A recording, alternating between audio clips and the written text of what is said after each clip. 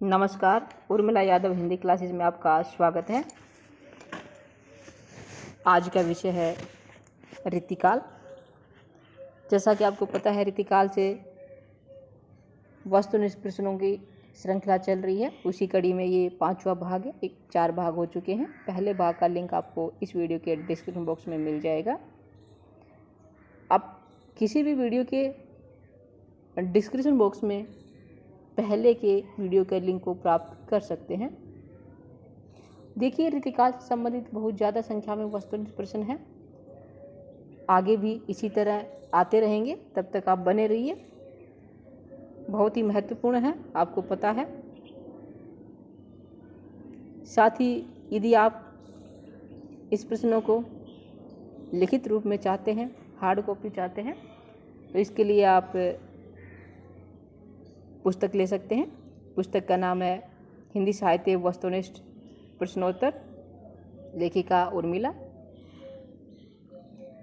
ये पुस्तक बहुत ही महत्वपूर्ण है हिंदी साहित्य के विद्यार्थियों के लिए, हिंदी के विद्यार्थियों के लिए।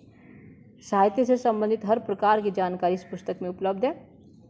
कवि, लेखक सभी के बारे में एक ही जगह कोई भी जानकारी प्राप्त कर सकते हो, और ज़्यादा से ज़्यादा संख्या में वस्तुनिष्ठ प्रश्न दिए गए हैं। और पुस्तक के अंत में अभ्यास के लिए प्रश्न पत्र मौजूद हैं।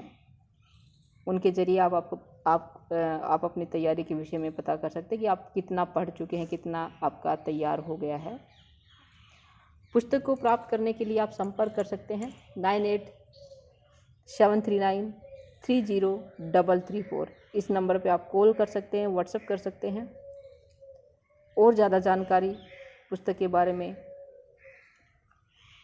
आप चाहते हैं तो डिस्क्रिप्शन बॉक्स में आपको लिंक मिलेगा, उस पर आप क्लिक करके पुस्तक के बारे में ज़्यादा जानकारी प्राप्त कर सकते हैं।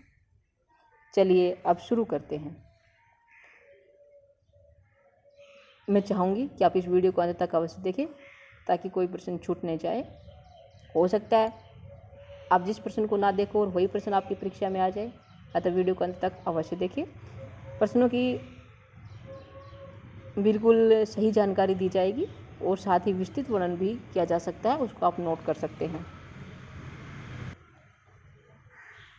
प्रश्न नंबर 103 तक हो चुके हैं। आज प्रश्न नंबर 104 है। ऋतुकाल का वह कवि कौन था जिसने स्वयं कोई लक्षण ग्रंथ नहीं लिखा, किंतु काव्य लक्षणों के उदाहरण के रूप में स्वीकार किया जाता है? ये सेनापति थे, बिहारी थे, या मतीराम थे, या फिर केशवदास थे? देखिए, इस प्रश्न का सही उत्तर क्या होगा? है बिहारी। बिहारी जी ने कोई स्वयं लक्षण ग्रंथ नहीं लिखा, लेकिन काव्य लक्षणों के उदाहरण के रूप में स्वीकार किए जाते हैं। इस प्रकार इस प्रश्न का सही उत्तर क्या होगा? है बिहारी। अगला प्रश्न आता है, जयपुर नरेश महाराजा प्रताप सिंह द्वारा किस कवि को कविराज शिरोमणि की उपाधि प्रदान की गई? केशवदास, बिहारी दास, देव, या फिर पद्माकर? देखिए, यहाँ एक बात बताना चाहूँगी कि प्रताप सिंह, जयपुर नरेश प्रताप सिंह के आश्रय में पद्माकर जी रहे थे, तो जाहिर सी बात है कविराज शिरोमणि की उपाधि पद्माकर को महाराजा प्रताप सिंह ने दी थी। सही उत्तर क्या होगा इसका? गह बिल्कुल सही है, पद्माकर। पद्माकर को जयपुर नरेश महाराणा प्रताप सिंह द्वारा कविराज शिरोमणि की उपाधि प्रदान की गई थी। अगला, किस नरेश की आज्ञा से पद्माकर ने गणगौर के मेले का वर्णन किया था? कई बार प्रश्न आता है क्या आ चुका है कि किस कवि ने गणगौर के मेले का वर्णन किया है। ऐसे भी कह सकते हैं कि किस नरेश की आज्ञा से पद्माकर ने गणगौर के मेले का वर्णन किया है। प्रश्न आया था कि किस कवि ने गणगौर के मेले का वर्णन किया। सही उत्तर क्या था? पद्माकर। और किस नरेश की आज्ञा से किया था? ये उत्तर है उदयपुर के महाराजा भीम सिंह। बी है विकल्प सही है, उदयपुर के महाराजा भीम सिंह। भीम सिंह की आज्ञा से पद्माकर जी ने गणगौर के मेले का वर्णन किया था। अगला प्रश्न है, घनानंद किस रस के मुख्य कवि थे? किस रस के मुख्य कवि थे? वीर रस, श्रृंगार रस, वियोग श्रृंगार रस, या शांत रस? घनानंद, देखिए ये मुक्तक कवि हैं, ऋतुकाल के मुक्तक कवि हैं, और इन्हें वियोग श्रृंगार रस का वर्णन वियोग श्रृंगार रस का मुख्य रस था। भूषण की रचना नहीं है। शिवराज भूषण, छत्रसाल दशक, शिवा बावनी, भूषण प्रकाश। शिवा बावनी, छत्रसाल दशक और शिवराज भूषण तीनों रचनाएं भूषण की है। अंतिम बस्ती है भूषण प्रकाश, ये रचना भूषण की नहीं है।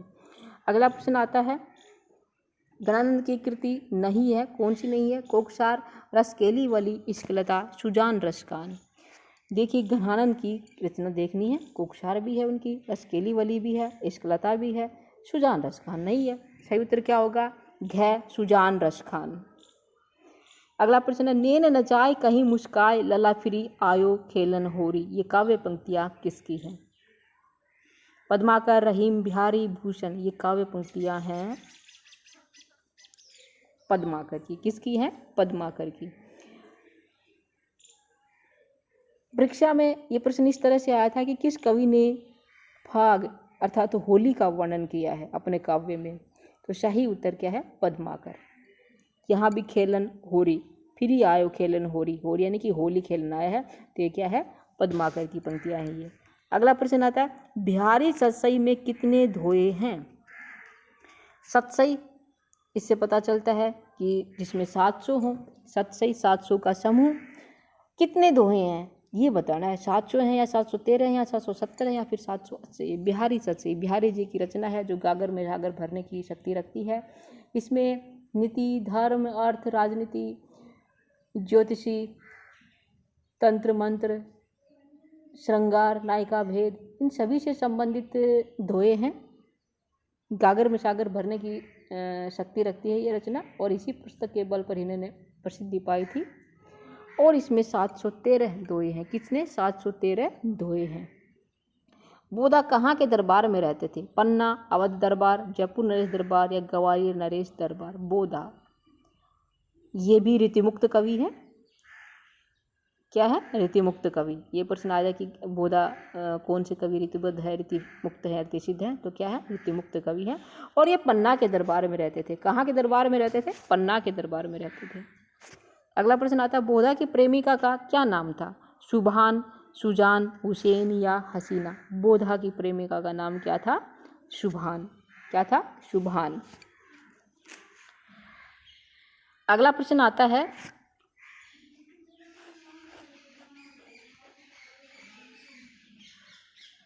निम्न में से बोधा की कौन सी रचना है? ये बताना है। इश्क नामा, विरह वारिस, इश्क लता, कै और खे दोनों। देखिए इश्क नामा, इश्क लता, विरह वारिस। इश्क नामा, इश्क लता, ये इसमें कंफ्यूज हो जाते हैं कि इश्क नामा किसकी है, इश्क लता किसकी है। तो मैं आपको बताना चाहूँगी, आपका कंफ्यूज क्लियर करना चाहूँगी कि इश्क लता, जो इश्क लता रचना है ये घनानंद की रचना है। घनानंद की रचना है, ठीक है, घनानंद की रचना है। इश्क नामा, विरह वारिस, ये दोनों ही रचनाएं किसकी है? बोधा की है। इस प्रश्न का सही उत्तर होगा घ, कै और ख दोनों। इश्क नामा, ध्यान रखिएगा, इश्क नामा बोधा की रचना है और इश्क लता घनानंद की रचना है। विरह वारिस भी क्या है? बोधा की रचना। इस प्रकार इस प्रश्न का सही उत्तर क्या होगा? मैं सही बता देती हूँ, घ होगा। पहले इश्क लता किसकी है? घनानंद की है। जन्म ग्वालियर जानियो जानिए, मथुरा बासे ससुराल। ये पंक्तियाँ किस कवि की? संबंध में हम पहले भी बता चुके हैं कि ऐसे कवि कौन सी जो अपने ससुराल में रहते थे। कौन थे वो? बिहारी। कौन थे? बिहारी। बिहारी जी अपने ससुराल मथुरा में रहते थे। जन्म इनका ग्वालियर में हुआ था, गोविंद बिश्वापुर ग्राम में हुआ था। ठीक है, आगे देखते हैं। तिकवापुर किस कवि का जन्म स्थान है? तिकवापुर किस कवि का जन्म स्थान है ये बताना है। केशव दास, बिहारी, रसनिधि या चिंतामणि। तिकवापुर ये चिंतामणि मतीराम भूषण तीनों भाई हैं, इनका जन्म स्थान है। जन्म इसी गाँव में हुआ था, तिकवापुर। अगला देखते हैं, बोधा के आश्रयदाता कौन थे? छत्रसाल, शिवाजी, खेत सिंह या औरंगजेब। बोधा के आश्रयदाता कौन थे? खेत सिंह। कौन थे? खेत सिंह। अगला प्रश्न है, घनानंद किसके दरबारी कवि थे जिनकी प्रेमिका का नाम शुजान था? मोहम्मद शाह रंगीला, नादिर शाह, बहादुर शाह जफर, औरंगजेब। घनानंद मोहम्मद शाह रंगीला के दरबारी कवि थे। नादिर शाह के सैनिकों ने इन्हें तो मृत्यु के घाट उतार दिया था। अगला प्रश्न है, किस बादशाह के सैनिकों ने घनानंद के हाथ काट दिए? मैंने वैसे ही बताया था, प्रश्न आ भी गया है कि किस बादशाह के सैनिकों ने घनानंद के हाथ काट दिए थे। अभी मैंने बता भी दिया है, क्या होगा? नादिर शाह। ऋतुमुक्त कविता होती है, कैसी होती है ऋतुमुक्त कविता, ये बताना है। घोर श्रृंगारिक कविता, या नियमों में बंधी हुई कविता, या स्वच्छंद नियमों से मुक्त, या फिर वीर रस की कविता। देखिए ऋतुमुक्त आ गया है तो क्या होगा? स्वच्छंद व नियमों से मुक्त कविता। घ विकल्प इसका बिल्कुल सही है। अगला प्रश्न आता है, रीतिसिद्ध कवि होते हैं, कौन से रीतिसिद्ध कवि होते हैं? जिन्हें रीति का ज्ञान हो, या जिन्हें काव्य शास्त्रीय लक्षणों उदाहरणों का ज्ञान तो है लेकिन उन्होंने कोई स्वतंत्र काव्य शास्त्रीय ग्रंथ की रचना नहीं की हो, या फिर जिन्हें शास्त्रीय परिपाटी का ज्ञान हो, या फिर जो काव्यांगों का विरोध करते हों। देखिए रीतिसिद्ध कवि कौन से होते हैं, ध्यान से देखिए इस प्रश्न को कि रीतिसिद्ध कवि वे होते हैं जिन्हें काव्य शास्त्रीय लक्षणों उदाहरणों का ज्ञान तो है लेकिन उन्होंने कोई स्वतंत्र काव्य शास्त्रीय ग्रंथ की रचना नहीं की। वो क्या कहलाते हैं? रीतिसिद्ध कवि कहलाते हैं। ख विकल्प इसका बिल्कुल सही है, ख आंसर सही है। तुलसीदास के प्रमुख ग्रंथों के उदाहरण किस अलंकार ग्रंथ में है? तुलसी भूषण, शिवराज भूषण, काव्य निर्णय, या दूषण दर्पण। देखिए तुलसीदास के प्रमुख ग्रंथों के उदाहरण तुलसी भूषण में हैं। क्या विकल्प सही है? तुलसी भूषण। अगला प्रश्न देखते हैं, रस दर्पण कृति के लेखक कौन है? रस दर्पण भिखारीदास, सेवादास, देव, या भूषण। रस दर्पण इसके लेखक हैं सेवादास की रचना है रस दर्पण। रघुनाथ अलंकार के रचयिता कौन है? रघुनाथ अलंकार इसके रचयिता भी सेवादास है। किसकी रचना है रघुनाथ अलंकार? सेवादास की। अगला प्रश्न है, वाणी भूषण ग्रंथ किसका है? वाणी भूषण राम सहाय, राम सिंह, सेवादास, या गवाल। वाणी भूषण ये